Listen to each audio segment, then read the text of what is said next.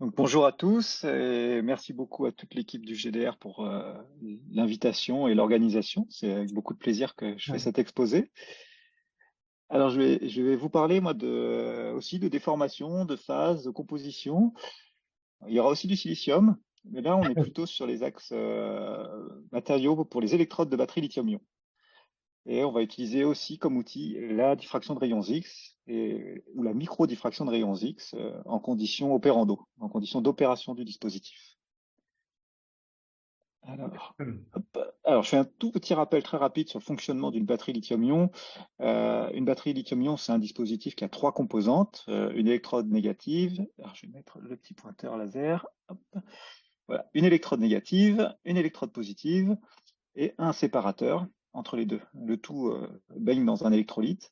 Et on a des ions, donc ici des ions lithium, qui vont faire la navette entre les deux électrodes. Donc, quand on charge la batterie, les ions lithium vont être stockés dans le matériau de l'anode. Et quand on décharge la batterie, ils font le chemin en sens inverse. Et des électrons font le parcours par le circuit externe pour assurer l'électroneutralité. Et donc on récupère le travail électrique qui peut être fourni ici. Donc, euh, alors du coup, ça c'est pas très pratique. Quand je mets le pointeur, j'ai plus les slides qui défilent. Voilà. Est-ce que vous voyez ma souris? Sinon, je vais rester avec la souris. Très bien, très bien. Ouais, parfait. Alors aujourd'hui, donc les batteries lithium-ion, on en entend parler partout, hein. Il y a beaucoup d'argent qui est mis dans la recherche sur les batteries. Il y a un certain nombre de défis aujourd'hui qui doivent être adressés, notamment le vieillissement. Donc il faut limiter l'irréversibilité à chaque cycle. Quand une batterie doit faire 1000 cycles, il faut qu'à chaque cycle, la partie irréversible soit la plus petite possible, parce que sinon, elle ne fera pas 1000 cycles. Il y a des problèmes de sécurité, hein. On a tous vu les incendies de batterie, des problèmes très actuels de développement durable. Il faut penser au recyclage des cellules, mais même des matériaux, parce qu'on va voir que quand on va vers des matériaux composites, ça peut devenir très compliqué. Des problématiques économiques, et puis deux gros problèmes qui sont la densité d'énergie. Donc on veut mettre le maximum d'énergie dans le minimum de volume. Donc ça nous conduit à considérer des électrodes de plus en plus épaisses. Et puis des problématiques de puissance aussi, parce qu'on veut être capable de charger sa voiture le plus vite possible, donc un temps compatible avec la patience du conducteur moyen. Donc ça veut dire des courants forts. Donc courant fort, électrode épaisse, on a tout ce qu'il faut pour avoir des comportements très hétérogènes. Donc c'est ce qu'on va regarder.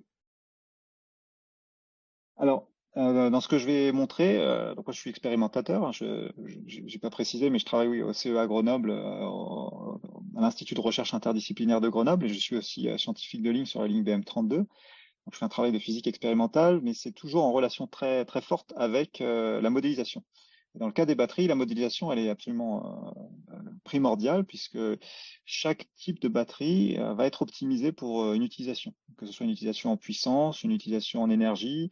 Est-ce qu'on veut une batterie qui cycle beaucoup? Est-ce qu'on veut une batterie qui peut cycler avec beaucoup de capacité? Tout ça, ça demande des caractères de design au niveau du matériau et au niveau de la cellule qui sont différents. Donc la modélisation, elle s'attaque à toutes les échelles. Ça va du pack de batterie, donc plusieurs centaines de cellules ensemble, jusqu'aux échelles atomiques, avec de la DFT, des méthodes ab initio. Et puis entre les deux, il y a un certain nombre de modèles. Alors par exemple, ce qu'on verra, c'est des modèles d'électrodes poreuses qui permettent de couvrir les échelles du nanomètre, donc les interfaces, le micron, les particules, l'électrode en entière, et puis même l'assemblée du matériau.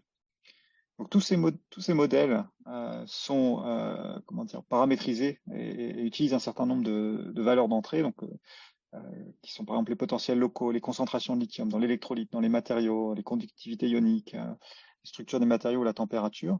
Et tous ces paramètres sont reliés par différentes équations issues de la thermodynamique, de la cinétique électrochimique ou des lois de transport ou de conservation. Et tout ça, donc, ça permet d'obtenir des modèles qui sont donc à la fois multi-échelles et multiphysiques. Et, alors c'est peut-être un petit peu simpliste ce que je veux dire, mais il y a une vraie rétroaction entre le modèle et l'expérience, puisque le modèle va permettre de designer l'expérience, et l'expérience va permettre de valider le modèle, valider les prédictions du modèle, et puis aussi des fois de donner des valeurs de paramètres. Donc c'est ce que je vais illustrer dans la suite de cette présentation. Alors, le contenu de la présentation, c'est assez simple. Une petite figure vaut 1000 mots. On va tout simplement se promener sur la colonne 14 du tableau périodique des éléments. On va commencer avec le graphite, et puis on fera le silicium, et puis le germanium si on a le temps. Donc, le carbone, donc le graphite, c'est le matériau d'électrode négative le plus courant. C'est un matériau qui est fiable, qui est assez sûr, pas cher et qu'on connaît en fait depuis très longtemps. Les premières expériences d'intercalation du lithium dans le graphite, ça date des années 50 en France, à Mulhouse, par Albert Herold. Alors de façon très simplifiée, comment est-ce qu'on stocke du lithium dans le graphite? Alors, on peut représenter le graphite de la façon suivante. Alors, le graphite, normalement, c'est un empilement AB, hein, AB, AB. Là, je l'ai représenté de façon encore plus simple, en mettant juste des feuilles de graphène les unes au-dessus des autres. Et les lithiums vont tout simplement se stocker dans les galeries. Alors, au fur et à mesure qu'on liquide, c'est-à-dire qu'on enrichit en lithium, au début, les lithiums se mettent de façon aléatoire, et puis ils vont assez rapidement s'ordonner. Et on va avoir une galerie sur trois qui va être remplie. C'est ce qu'on va appeler le stage 3. Puis après, on va avoir une galerie sur deux qui va être remplie, ça va être le stage 2. Puis à la fin, toutes les galeries sont remplies, on est au stage 1. Et quand on délitie, on fait, encore une fois de façon très simplifiée, le même chemin en sens inverse. En fait, il y a des petites variations, mais on ne va pas rentrer dans le détail. Alors, les modèles, ils peuvent justement prédire, modéliser, simuler ce type de comportement assez bien. Donc là, vous avez des résultats de comparaison de modèles et de validation expérimentale sur des piles-boutons. Donc la pile-bouton, c'est un petit peu comment dire, le maître étalon de la simulation. Donc là, on simule le potentiel de la cellule en fonction de la capacité. Les simulations, ce sont les traits pleins, et les mesures sur les piles-boutons correspondantes, c'est les pointillés. Donc vous avez trois figures pour trois épaisseurs d'électrodes différentes. C'est la charge de l'électrode. Donc ici, faiblement chargée, donc assez fine, et ici, fortement chargée, donc très épaisse. Et différents courants. Donc le noir, c'est 0,1 C, ça veut dire une charge en 10 heures.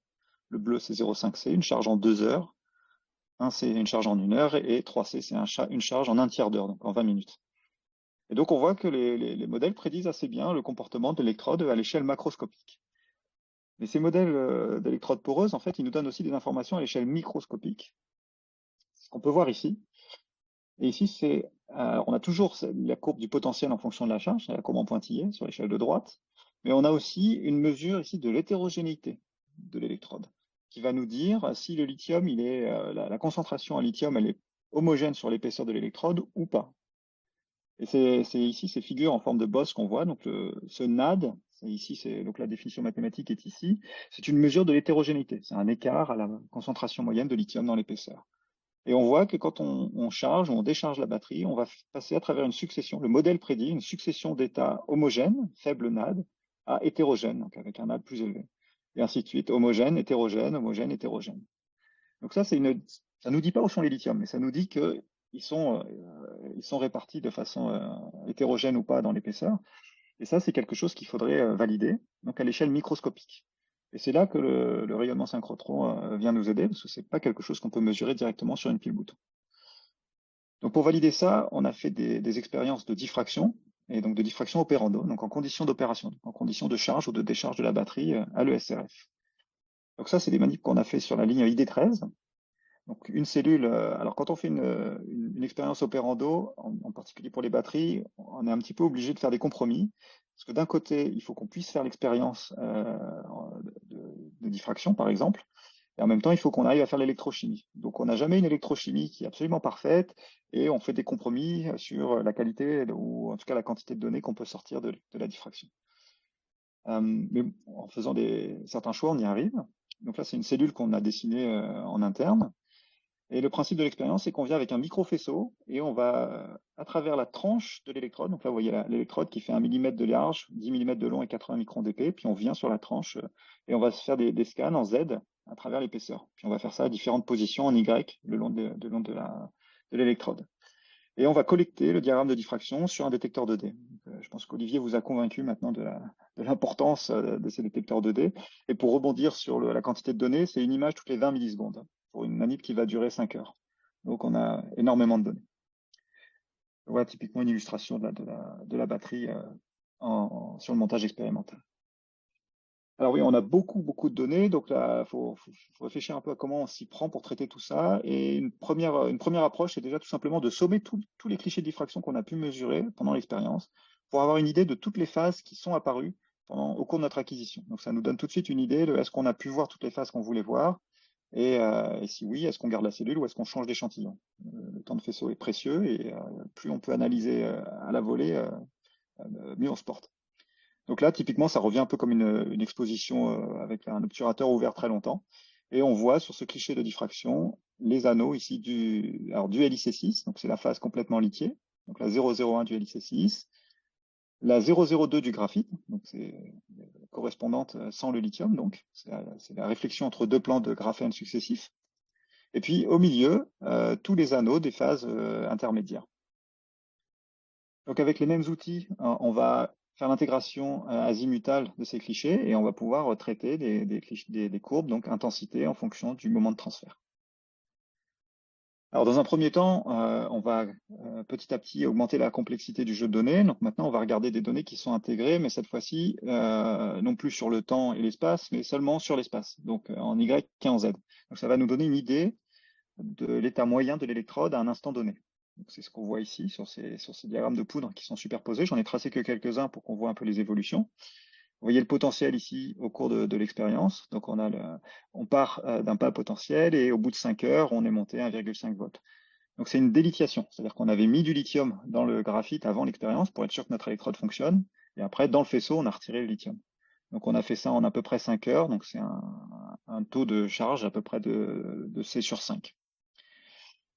Et alors, si on regarde un peu plus précisément, on va voir différents pics qui bougent. Alors, on a 3 régions, en rouge, en vert et en bleu. Donc, en rouge, au tout début, on commence. Alors, on a ici, sur ces 3 petites vignettes, le temps sur l'axe des ordonnées, et puis le moment de transfert, l'axe des abscisses, ou bien la distance rapportée à la distance entre deux plans de graphène. Donc, au tout début, on est en stage 1. On est à peu près 1,1 en D0. 1,1 fois D0. Donc les plans de graphène sont légèrement écartés à cause du lithium qui est dedans. Et puis, au fur et à mesure qu'on retire les lithiums, on fait apparaître le stage 2. Donc on a un deuxième pic qui apparaît ici, à une distance un petit peu plus petite, un moment de transfert légèrement plus grand. Et surtout, on a la signature ici d'une superstructure qui a 2 fois la longueur, qui correspond au stage 2 précisément, donc l'organisation hors du plan des lithiums. Donc une galerie sur 2. Et ensuite, on continue de retirer les lithiums. On a le stage 3 qui va apparaître, donc toujours cette surstructure à 3 fois la distance. Alors, on n'a jamais vu le stage 4. Alors, vous voyez que c'est de plus en plus faible. Là, je suis obligé de mettre un facteur d'amplification. Mais assez rapidement, on revient sur des stages, ce qu'on va appeler 1 dilué, graphite, ou ici, et on finit, quand on a retiré tous les lithiums, on revient sur le graphite. Donc, à l'échelle de l'électrode, la délithiation a l'air de bien se passer. Donc, maintenant, on peut passer à une analyse résolue spatialement. Oui, alors je vais montrer très rapidement. Oui, c'est les contributions des différents stages. Donc le stage 1 qui diminue au cours du temps, le stage 2 qui apparaît puis qui diminue, et suivi du stage 3. Et on finit avec le stage 1 dilué plus graphite. Et on finit avec une électrode complètement délithiée.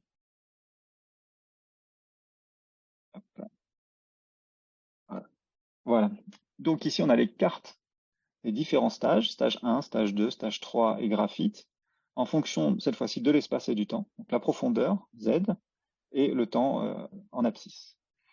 Donc en bas, vers Z égale 0, c'est le collecteur de courant, c'est tout au fond de l'électrode. Ensuite, l'électrode de graphite d'à peu près 80 microns, et puis le séparateur. Donc quand on va retirer les ions lithium, ils vont se diriger vers la contre-électrode en lithium métal, qui est donc vers les Z positifs. Donc au début, on n'a que du stage 1, pratiquement que du stage 1, un petit peu de stage 2, et c'est très homogène. Et au cours du temps, quand on retire les lithium, on voit que cette phase diminue, et la phase du stage 2 apparaît, et de façon à peu près homogène. La transition, par contre, entre le stage 2 et le stage 3 est assez différente parce qu'on voit que le stage 2 va disparaître en surface et le stage 3 va apparaître en surface. Ça veut dire qu'on a une délithiation qui s'amorce par la surface. Et c'est un petit peu la même chose pour la transition suivante entre le stage 3 et le graphite. On a une délithiation en surface du stage 3 et donc une apparition en surface du stage suivant qui est moins lithique. On peut vérifier que le lithium métal se redépose sur la contre-électrode. Ici, c'est ce qu'il y a de l'autre côté du séparateur. Le séparateur est ici, et on voit le lithium métal qui se dépose de l'autre côté. Et l'ombre aussi de l'électrode, donc on voit par exemple en suivant un pic de diffraction, par exemple ici de l'enveloppe de la cellule qui est en pic, on voit l'ombre de l'électrode de graphite qui diminue. Donc on a bien une diminution de l'épaisseur qui est due à la délithiation. Donc on peut faire une carte des phases dominantes en fonction donc de la profondeur et du temps. Donc au début le stage 1, le stage 2, le stage 3 et le graphite. Donc on a bien, il semble bien, on sent bien là, qu'on a déjà une succession effectivement homogène, hétérogène, en particulier ici. Donc homogène, hétérogène, homogène, hétérogène. Maintenant on aimerait quantifier tout ça. Alors au même moment on a fait ces études, il y avait deux groupes américains qui étaient sur le même sujet, qui ont publié en même temps que nous.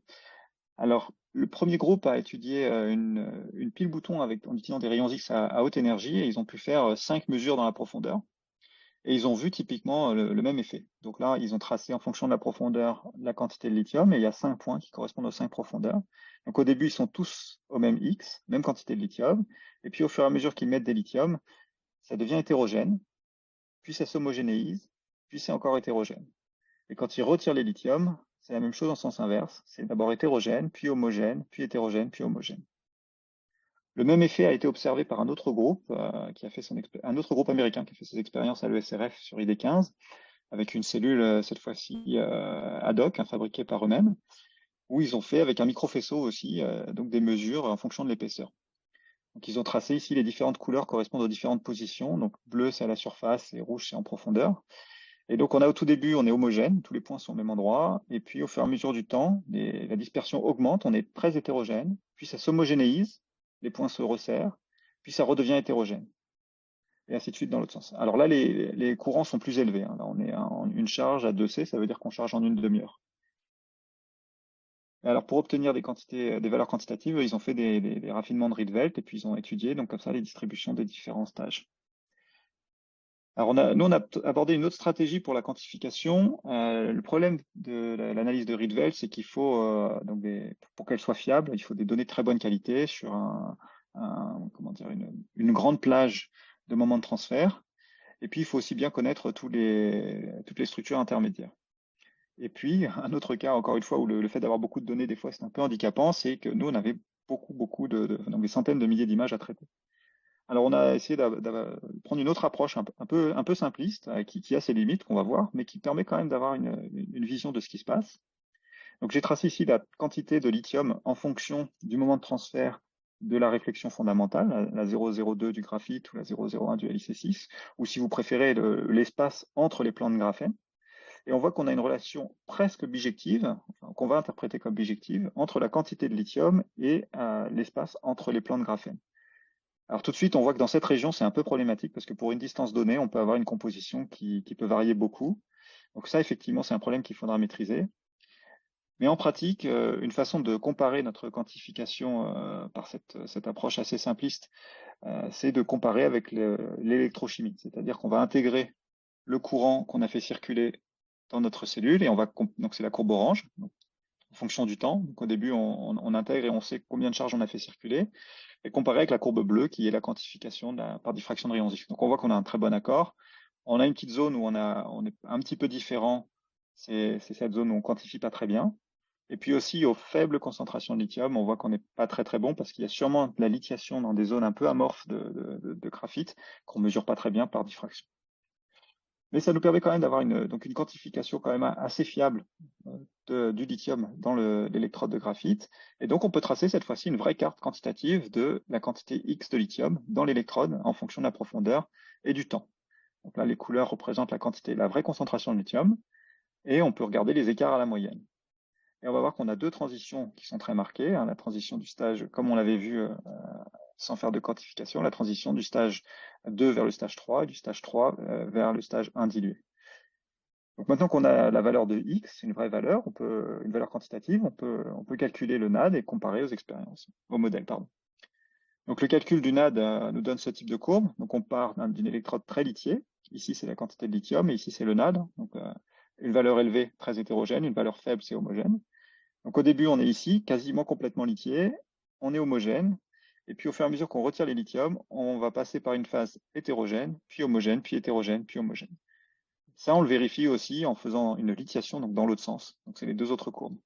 La zone ombrée, c'est l'incertitude qu'on a sur la quantification. En faisant un petit peu varier cette fonction de quantification, on peut estimer un peu cette erreur.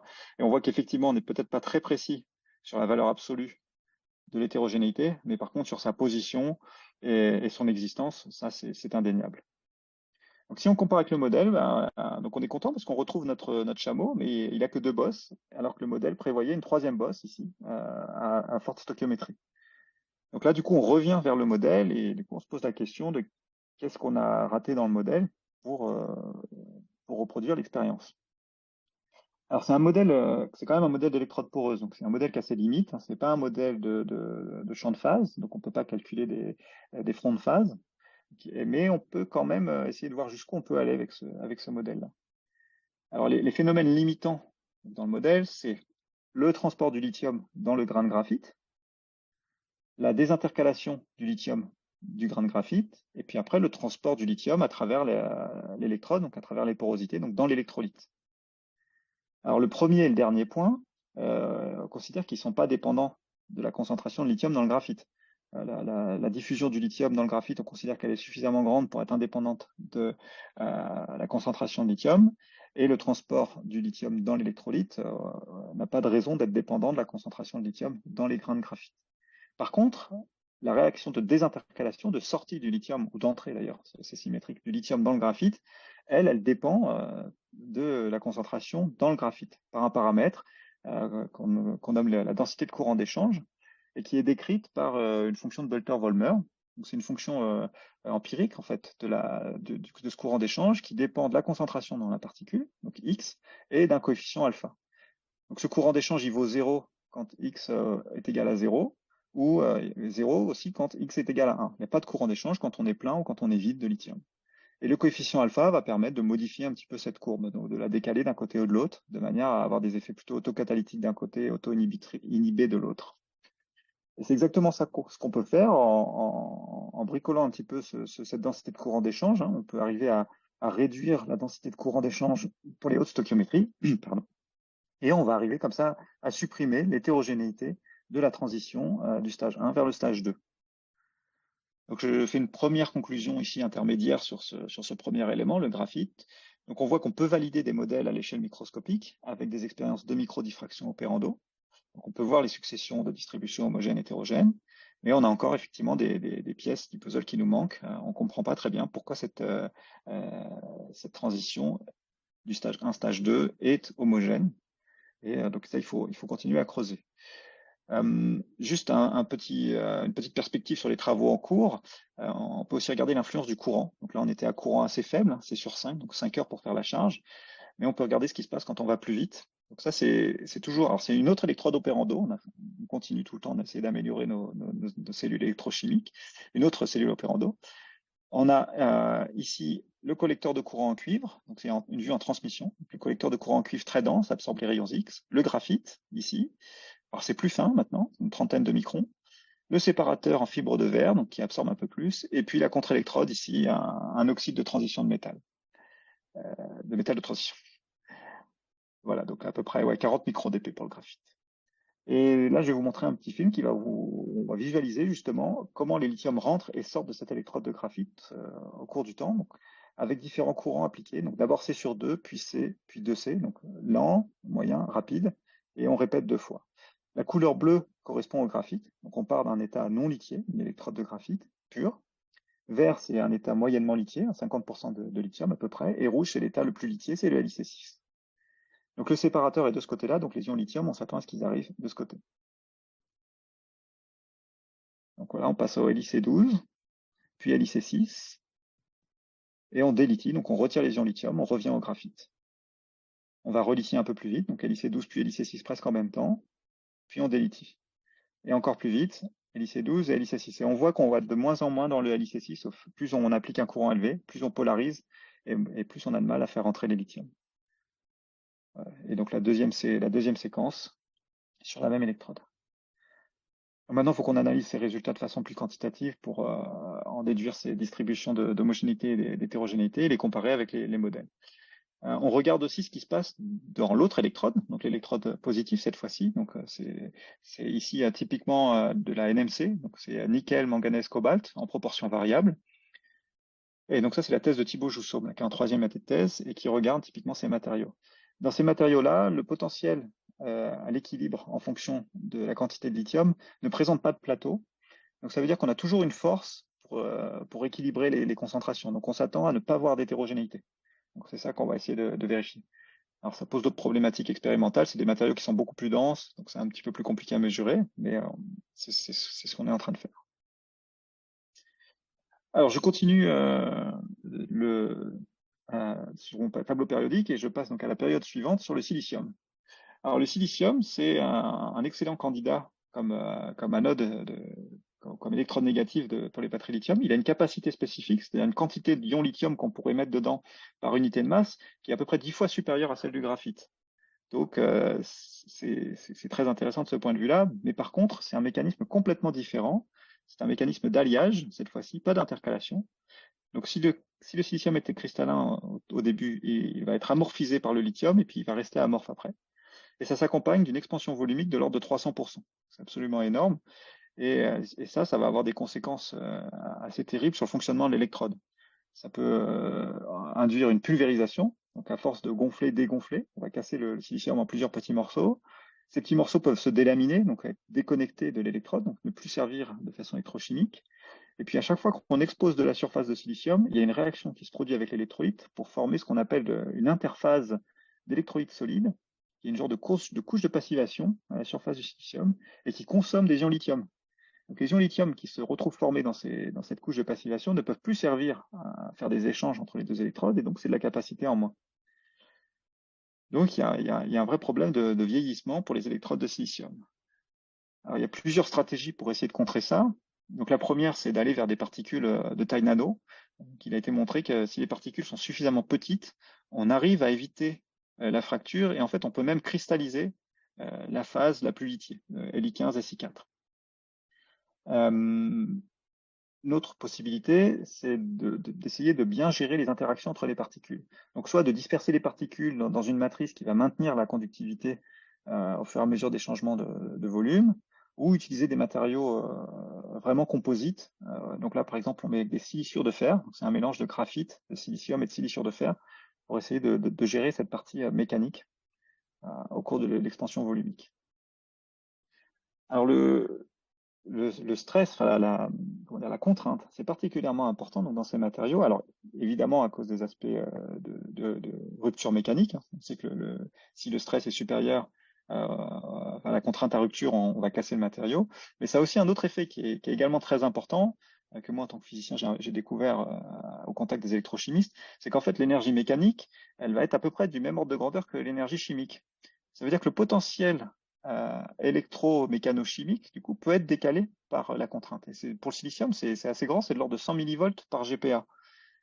Et ça a été montré de façon assez astucieuse dans cette publication où une équipe a fait une électrode, enfin une cellule avec des électrodes symétriques de silicium. Et simplement en courbant, donc en mettant un côté en compression et l'autre en tension, ils arrivent comme ça à avoir un gradient de potentiel électromécanochimique et donc une diffusion du lithium. Samuel, il te reste Oui. 2 minutes. Très bien, je vais conclure très vite sur ça. Donc, on peut mesurer la déformation. Et donc, alors ici, c'est une mesure de déformation. On va estimer la contrainte. Et on a fait ça donc, dans des nanoparticules de silicium. Alors, le schéma expérimental est le suivant. Donc, ça, c'est sur la ligne BM32 à l'ESRF. Donc, on fait de la diffraction à haute résolution avec un cristal analyseur. Alors ici, on était encore avec un photomultiplicateur à ce moment-là. Et on va suivre des pics de diffraction du silicium, des nanoparticules de silicium au cours de la charge et de la décharge. Alors très rapidement, voilà ce qu'on peut mesurer. Et le message à retenir ici, c'est qu'en fait, avec ce type de mesure, on a pu valider le modèle de lithiation du silicium, suivant qu'il est cristallin ou amorphe. Le silicium cristallin va en fait se lithier avec un mécanisme à deux phases. Donc, on va avoir une zone lithiée séparée d'une zone encore vierge par un front de lithiation extrêmement bien défini, alors que du silicium amorphe, lui, va se lithier de façon tout à fait homogène, enfin en tout cas avec du lithium dont la diffusion va être juste va contrôler le gradient de concentration. Donc je ne rentre pas vraiment dans les détails ici, mais en fait en suivant la diffraction, on peut voir quand on amorphise le cristal la première fois et quand on relitie, on voit que ici les pics l'intensité de diffraction n'est pas modifiée, donc on est bien en train de relithier toute la zone amorphe en même temps. Et on peut suivre les contraintes appliquées sur le cœur cristallin. Donc là, l'astuce de ces expériences, c'est de ne pas lithier complètement les particules, de manière à garder un petit signal de diffraction pour suivre ce qui se passe sur la partie du cœur cristallin, qu'on utilise du coup comme marqueur de contrainte interne. Bon, je vais passer sur la description détaillée. Sur le germanium, alors c'est un peu la même histoire, en fait, c'est quasiment la même histoire, sauf que le germanium a des propriétés mécaniques un peu différentes, qui fait il va mieux gérer la déformation et les contraintes internes. On va pas avoir d'accumulation de contraintes internes, et donc on va relaxer beaucoup plus facilement au cours de la délication. Et donc ça permet d'avoir un cyclage c'est plus propice au cyclage. Donc mais le germanium, on a vu, a une capacité spécifique un peu plus faible que le silicium. Donc peut-être que le meilleur des mondes se trouve entre les deux, entre le silicium et le germanium, avec une composition qui serait peut-être optimale entre la quantité de cycles qu'on veut faire et comment dire, la capacité qu'on veut cycler. Voilà, donc c'est la conclusion. Je vais arriver tout de suite aux conclusions. La conclusion intermédiaire sur cette partie, c'est donc on a validé en fait ces modèles qui avaient été proposés de lithiation, délithiation de ces matériaux cristallins ou amorphes. Donc double phase pour matériaux cristallins et monophase pour l'amorphe. Et donc il y a une recherche à faire peut-être entre la meilleure capacité et le meilleur cyclage. Alors, quand les matériaux ne sont plus cristallins, comment faire? Alors là, on est un peu embêté pour la diffraction, mais on a d'autres stratégies, surtout quand on travaille avec des matériaux nanostructurés. Et donc là, je fais une petite ouverture sur la diffusion centrale combinée avec la diffraction. Donc là, il y a un banc, par exemple, sur BM2 où on peut faire les deux en même temps. Donc on a un détecteur pour la diffraction qui laisse passer le faisceau au milieu, qui permet de mesurer la diffusion centrale en même temps. Et donc on peut avoir une information sur la partie cristalline.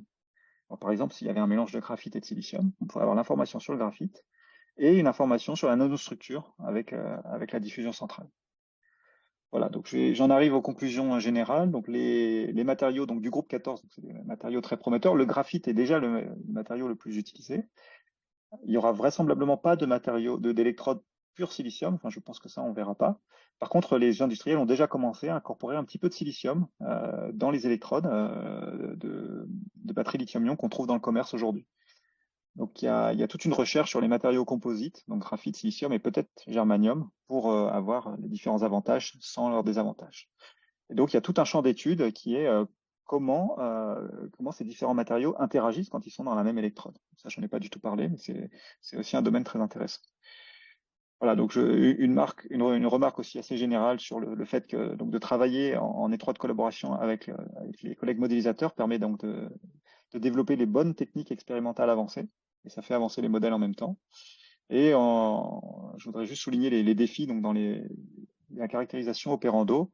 Donc justement, comment mesurer la déformation ou la contrainte dans les matériaux amorphes, et puis peut-être des questions qui se posent notamment sur tout ce qui se passe aux interfaces. Voilà, je remercie tous les collègues. Donc, c'est du travail expérimental au synchrotron. Donc, c'est toujours beaucoup d'équipes avec beaucoup de monde. Je ne vais pas lire tous les noms. C'est tous les collègues à l'IRIG, au CE Aliten, au CNRS et à l'ESRF sur les différentes beamlines. Et puis, nos différentes sources de financement. Voilà, je vous remercie pour votre attention et je serai ravi de répondre à toutes vos questions.